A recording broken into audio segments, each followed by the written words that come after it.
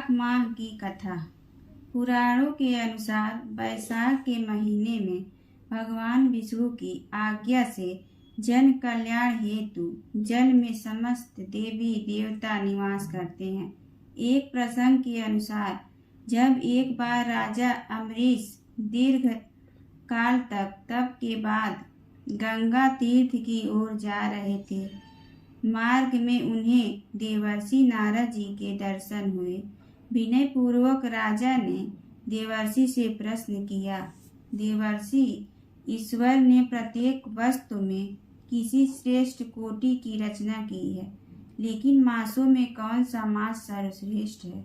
इस पर नारद जी ने कहा, जब समय विभाजन हो रहा था उस समय ब्रह्मा जी ने वैशाख को अत्यंत पवित्र सिद्ध किया। वैशाख मास सब प्राणियों की मनोकामना को सिद्ध करता है। धर्म, यज्ञ, क्रिया और व्यवस्था का सार वैशाख मास में है। संपूर्ण देवताओं द्वारा पूजित एवं भगवान विष्णु को सर्वाधिक प्रिय है। अम्बरीश बोले, मुनि श्रेष्ठ, आपने बड़ी अच्छी बात बताई, इसके लिए आपको धन्यवाद है। आप संपूर्ण लोकों पर अनुग्रह करने वाले हैं। आपने भगवान विष्णु के सगुण एवं निगुण ध्यान का वर्णन किया। अब आप भक्ति का लक्षण बतलाइए। साधुओं पर कृपा करने वाले महर्षि, मुझे यह समझाइए कि किस मनुष्यों को कब, कहाँ, कैसी और किस प्रकार भक्ति करनी चाहिए। सूत जी कहते हैं, राजाओं में श्रेष्ठ महाराज अम्बरीश के ये वचन सुनकर देवर्षि नारद जी को बड़ी प्रसन्नता हुई। वे उनसे बोले, राजन सुनो, भगवान की भक्ति समस्त पापों का नाश करने वाली है। मैं तुमसे उस भक्ति का भली भांति वर्णन करता हूँ। भक्ति अनेकों प्रकार की बताई गई है। मानसी, वाचिकी, की, लौकिकी, वैदिकी तथा आध्यात्मिकी।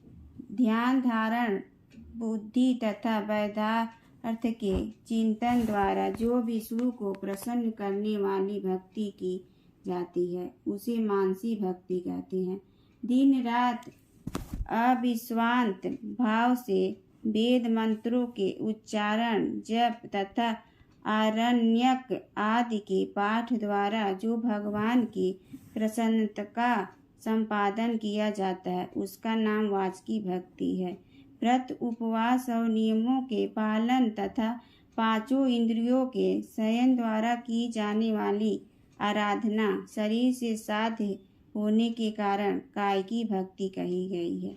यह सब प्रकार की सिद्धियों का संपादन करने वाली है। पाद, अर्घ्य आदि उपचार, नृत्य, वाद, गीत, जागरण तथा पूजन आदि के द्वारा जो भगवान की सेवा की जाती है उसे लौकिकी भक्ति कहते हैं।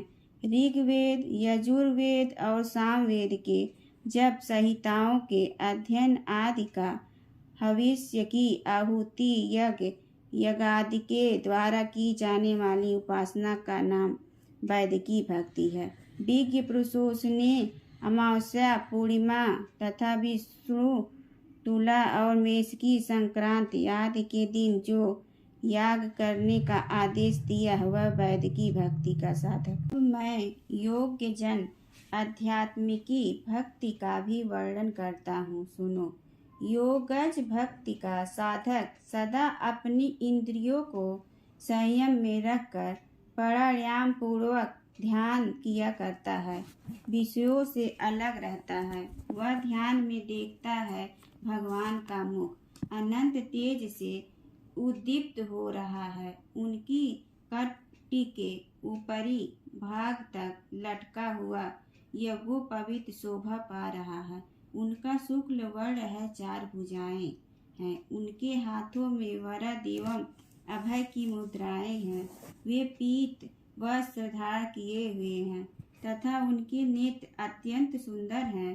वे प्रसन्नता से परिपूर्ण दिखाई देते हैं। राजन, इस प्रकार योग मुक्त पुरुष अपने हृदय में परमेश्वर का ध्यान करता है। जैसे प्रज्वलित अग्नि काष्ठ को भस्म कर डालती है, उसी प्रकार भगवान की भक्ति मनुष्य के पापों को तत्काल दुग्ध कर देती है। भगवान श्री विष्णु की भक्ति साक्षात शुद्ध का रस है, संपूर्ण रसों का एकमात्र सार है।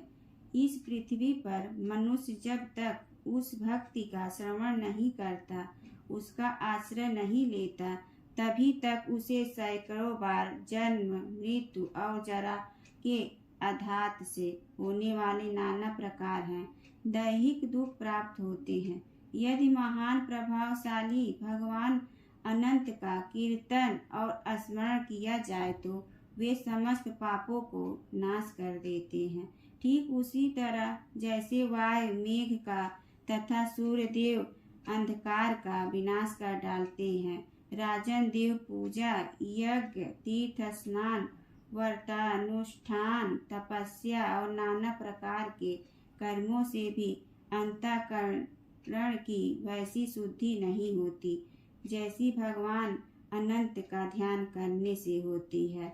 नरनाथ, जिनमें पवित्र यश वाले तथा अपने भक्तों का भक्ति प्रदान करने वाले विशुद्ध स्वरूप भगवान श्री विष्णु का कीर्तन होता है, वे ही कथाएं शुद्ध हैं तथा वे ही अर्थात वे ही लाभ पहुँचाने वाली और वे ही हरि भक्तों के कहने सुनने योग्य होती हैं।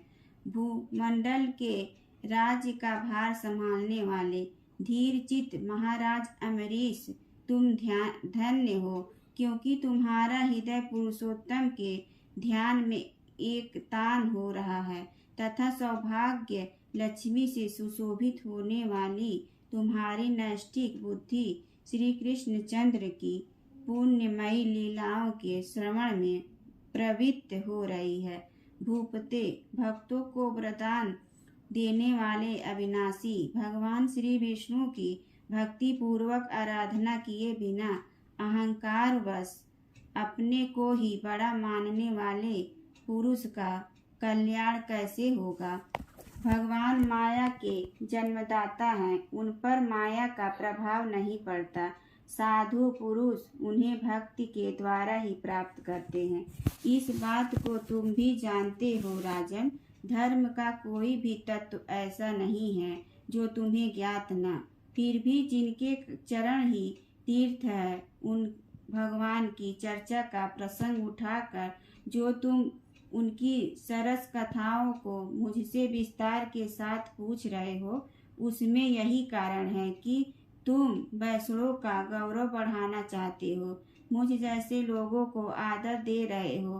साधु संत जो एक दूसरे से मिलने पर अधिक श्रद्धा के साथ भगवान अनंत के कल्याणमय गुणों का कीर्तन और श्रवण करते हैं, इससे बढ़कर परम संतोष की बात तथा समुचित पुण्य मुझे और किसी कार्य में नहीं दिखाई देता। ब्राह्मण, गौ, सत्य, श्रद्धा, यज्ञ, तपस्या, श्रुति, स्मृति, दया, दीक्षा और संतोष, ये सब श्री हरि के स्वरूप है। सूर्य, चंद्रमा, वायु, पृथ्वी, जल, आकाश, दिशाएं, ब्रह्मा, विष्णु, रुद्र तथा संपूर्ण प्राणी उस परमेश्वर के ही स्वरूप है। इस चराचर जगत को उत्पन्न करने की शक्ति रखने वाले ये विश्वरूप भगवान स्वयं ही ब्रह्मा के शरीर में प्रवेश करके सदा उन्हें खिलाया जाने वाला अन्न भोजन करते हैं। इसलिए जिनकी चरण रेणु तीर्थ के समान है, भगवान अनंत ही जिनके आधार हैं, जो संपूर्ण प्राणियों के आत्मा तथा पुण्यमयी लक्ष्मी के स्वरस्व हैं, उन ब्राह्मणों का आदर पूर्वक पूजन करो।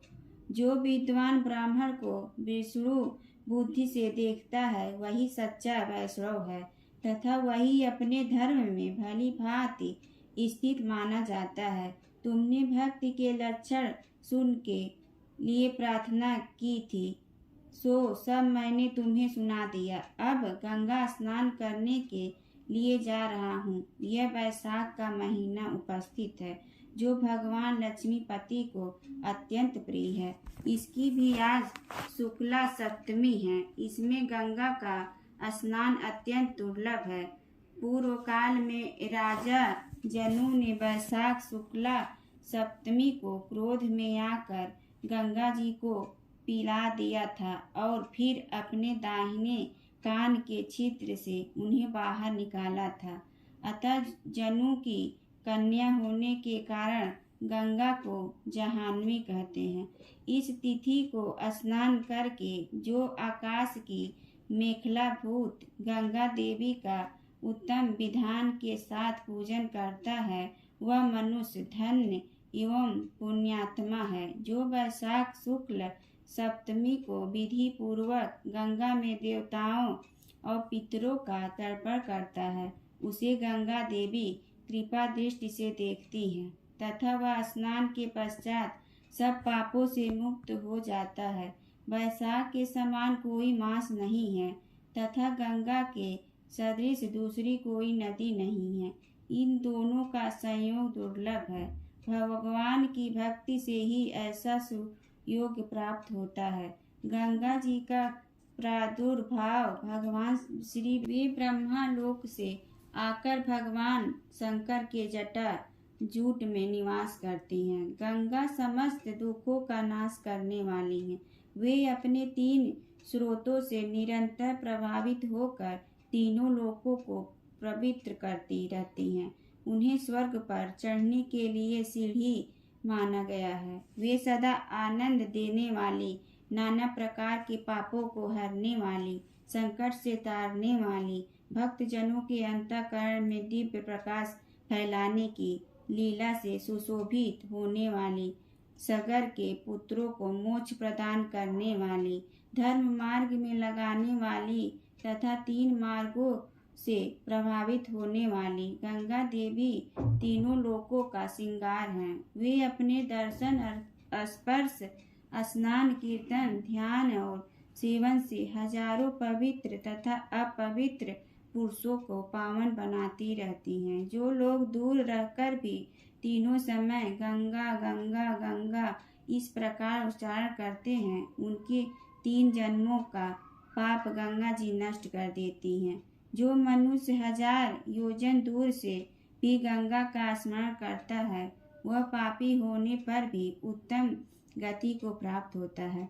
राजन, वैशाख शुक्ल सप्तमी को गंगा जी का दर्शन विशेष दुर्लभ है।